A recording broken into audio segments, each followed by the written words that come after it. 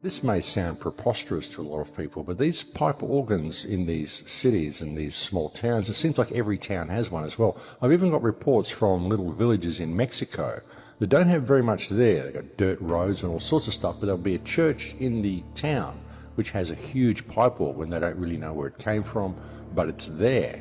And the question is, what was the real purpose of these instruments? It started with the Italians in what's called polyphonic music. They learned how to play two or more notes simultaneously. That started in about the 1500s.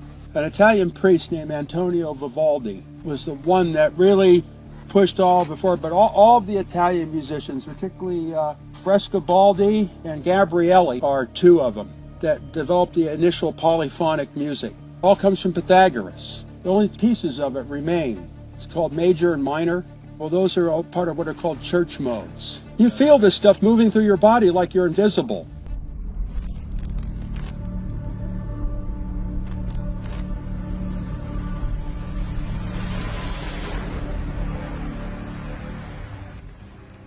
Were they merely for creating music, or was it really a sound healing system that they had? And Royal Raymond Rife was a man who found a way to cure all diseases way back in the 20s or 30s.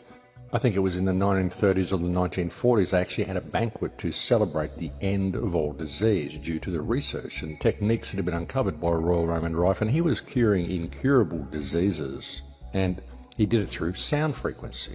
He was able to identify viruses, live viruses in the body. He could view them with this microscope that he built. The Rife microscope was an absolutely incredible device which gave him the ability to be able to view viruses in real time. And what he would do, he would put a blood sample under the microscope, and he would look at your blood sample, and he would subject the sample to a series of light frequencies. Because every light you apply, when you go through frequencies of light and you put them on an object, different frequencies of light will illuminate different aspects of the object. Like if you put frequencies of light on a blood slide, different organisms or viruses or bacteria in the blood will become illuminated under certain lights. And Rife figured out that all you have to do is go through the light frequency until you find the light that illuminates the virus, and then find the corresponding sound frequency. Bombard the virus with that sound frequency and it will shatter like a crystal glass shatters on high C. All you have to do is find the corresponding sound frequency and you will create a feedback loop which will shatter the virus. And that's what Royal Rife figured out. So when you look at that and you think of these organs and the sound that they produce and the healing that comes from sound, I mean, any people who've gone to sound healings know what I'm talking about, and sound healings may sound incredibly new age and airy-fairy to most people, but they do in fact work. And I find all of this sort of stuff quite intriguing and quite fascinating. And the concept that we had this ancient technology is really not so far-fetched. And when you think about it and you really consider the possibility that this technology has been stolen from us, it really does provide a whole new perspective to look at things from. Or a stringed instrument, but the organ is the first digital device. It's an analog computer, but it's a digital keyboard. So now you're stuck to discrete frequencies. And now we have substantive evidence, massive amounts of evidence, that ultimately what has happened with this planet is that we are in dissonance to another note, another frequency. It turned out that when we discovered the original musical scale, there was not just 6, but a total of 9 core creative frequencies to the universe. That is, everything in the universe is made from 9 notes, only 9. And that the first 6 are the solfeggio, and then there's 3 additional ones that form a perfect circle of sound. So the first 6 notes, 396, 417, 528, 639, 741, 852, was the original solfeggio scale. The 528 that you can see on my left in green is the color green. It's the heart of the rainbow. That's the miracle note from the original solfeggio note, from the original solfeggio scale. And the other note that you see, 741, which is part of nature, is called the devil's interval in musicology. That when you play 741 with 528, it creates such an annoying and dissonant energy, diseasing, stressful, that if you continue to listen to it, you could die. And so the concept here is interesting. In the world today, we have people who are controlling virtually everything economically, geopolitically. Their agenda has been population manipulation, population control for millennia. And you think about these huge pipe organs in these churches, folks. Who built these things? I mean, these things are amazing, the construction of them. Some of them are absolutely huge. Who figured out the frequencies and who got it all that perfect? Who tuned it? And imagine the sound field that it would set up if you went through the entire keyboard and you created that level of sound. I mean, these things are incredibly loud. You could literally cover the entire village in a sound frequency. What if people went to these church buildings and they actually sat in the organ music, and the organ music healed them of all of the bacteria in their body every week when they went to these churches? Perhaps the churches were not places of worship, perhaps they were places of healing. Just a thought. Look at the detail of these organs. Look at the detail that went into the construction of them, the meticulous workmanship of them. Look at the detail that went into the construction of a lot of these buildings. A lot of these buildings look more like machines than actual buildings. They look like they're buildings that actually perform a function, which isn't just an aesthetic function of looking good or being a place to pray in.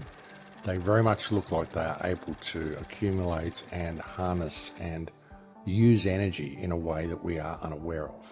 Anybody who knows the human vessel and understands humanity understands the difference between analog and digital and how it affects us on an emotional and on an energetic level. They have held the secret knowledge, the ancient music, by which the pyramids were constructed based on the math. All of the universe is constructed according to these 9 tones. They knew about them. In fact, they instituted. In fact, it was the Rockefeller Foundation in 1939 that instituted the world's standard tuning. The Western world tunes to a 440 hertz frequency. That when you tune your instrument to that, the F sharp note is 741. Precisely. The A440 is what now is the standard tuning. If you go A439, you're closer to one of the Creator's tones. If you go A441, you're closer to one of the Creator's original tones. That's how precisely it has been manipulated. To do what? To shut down the 95% of your brain, particularly the right brain that operates the heart mind to the divine human communion. When you go driving your car, and your channel on the radio is tuned to a station, and you're grooving to the music. You love that music. As you get farther and farther away from the broadcasting tower, that music gets static. You start to lose the signal from the clear channel, broadcast, and it gets staticky. When it gets staticky, you get a little annoyed. But you want to listen to it. You really have a heart for that music. So you continue to listen to it for another 10, 15 miles, and suddenly it becomes so annoying that you just get disgusted. You go, and you shut it off. And if you continue to listen to it, you get sick. That's what we're talking about here. Except you don't even know that you've been listening to the static your whole life. So in other words, the master composer, master conductor of the Universal Orchestra is singing love songs in 5/8, uplifting everything simultaneously. And we're the only species out of tune and accepting static. 93% of the function of DNA is light and sound reception and transmission. Photon, reception, transmission for intercellular communication and cellular upregulation. You know what cellular upregulation means? It means precipitation. In the now, every millisecond, instant second, you're remanifesting right now in water. Water is the most energy conductive of all of the materials. It's a superconductor. Let me give you the fundamental, the rudimentary origin of the numbers. Here it is. The most important numbers, 3, 6s, and 9s. Again, Tesla, who created Tesla coil. Tesla coils, energy amplifiers.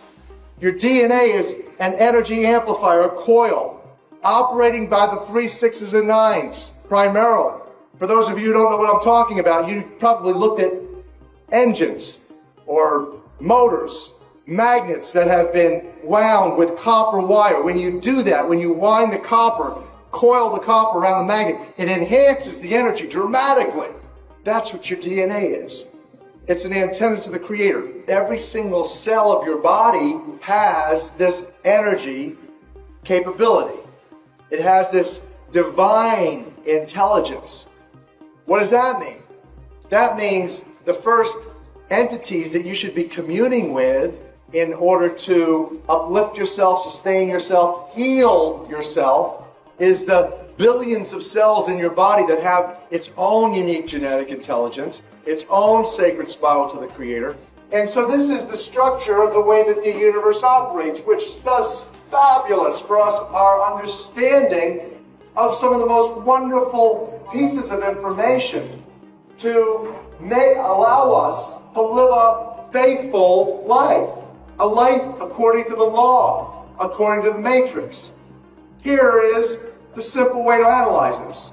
You've heard of what goes around comes around. You've heard of as you sow, so shall you reap. So this is explains it. Let's say that you're here and you are putting out negative thoughts, negative behaviors, negative actions. It's all energy. The neurology in your brain's powerful. 86% of you is God water.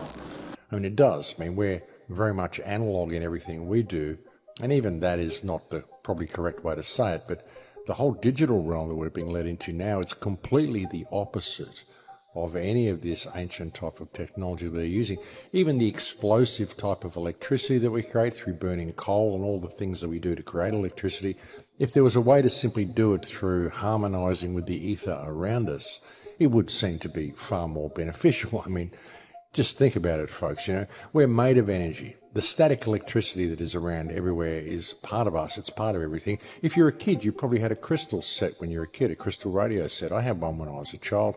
You just combine these crystals and they harvest energy from the field, and bang, you've got electricity, you've got a radio. You know, if you had crystals and copper and metal and wires and put it in the right configuration, why would you not be able to harvest energy from the field? I mean, if you can do it with a crystal radio set, why can't you do it with a huge building and create an energy field which is going to work for everybody? It makes sense to me.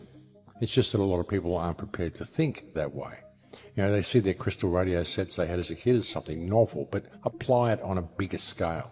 Look at what you use to make that crystal radio set. You use crystals, you use copper wire, you used all the things that we find in these buildings. And the concept that we had free energy as little as 150 to 200 years ago, and we lived in a completely different society, I find incredibly empowering. You know, and if people can grasp this concept and see how recently it really was, that we were very likely in much freer societies than we are now, it may inspire them to want to get back to that. You know, we've got remnants of this culture still here all over the earth, these big copper-top buildings, these big churches, these spires, all these things that we can't build now. You know, even the pipe organs that I was talking about before, I mean, you go and find someone who can go and build one of these pipe organs for you. See if you can find someone. See if you can find a church that's even using one of these pipe organs now. You know, most churches, they may have a pipe organ in there, but it's rarely used. And if it is used, it's just used to play hymns.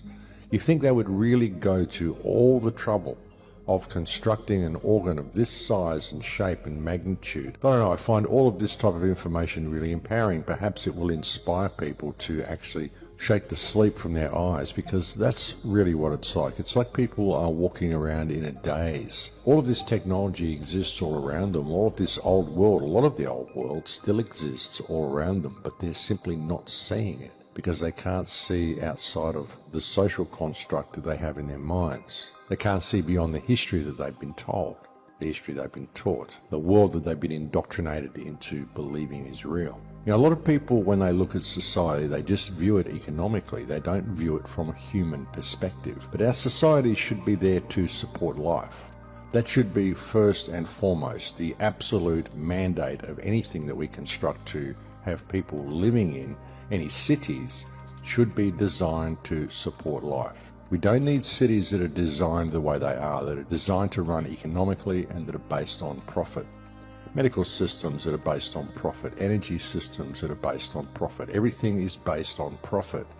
You know, it's this introduction of money and thus scarcity over the human experience which creates all of this substandard culture that we've got, all these substandard products. It removes us of everything that it means to be human by imposing this economic model over people. That's what it's been for. That's what it's been designed to do. And that's why we can never escape this system until we put all of that thinking down. If people still think economically, if people still think that this society is normal, that it should function this way, that we need to do the things that we're doing, then there's no hope for us. You know, if we're going to continue to support these cities that we live in, which are designed to separate people and to make them completely dependent upon the system. Now, you can't grow your own food, you can't ever survive on your own in a city. It's a jungle, and it's designed to be that way, both physically and mentally. Everything about the cities is jungle mentality. Survival of the fittest, only the things that you need for you to survive are not there. Unless you can exploit someone else and get the paper you need to pay to be alive to go and buy these things from some establishment, there's nothing there in your environment that you can actually use to create a life for yourself. It's all economically based. It's simply not the natural habitat of humans. Humans shouldn't be living in these cities. They don't serve us in any way, shape or form. And if you look at the way cities were constructed back in the past cultures, they very much seem to be designed in a way that would serve the people and that would benefit the people, even possibly heal the people, as we've just been previously discussing. Now you look at all this stuff and you see just what we had and just what we are capable of doing. And I don't know, I find it incredibly empowering to think about this. I find it inspiring, I find it healing, and I think this type of information may be something that will wake people up. So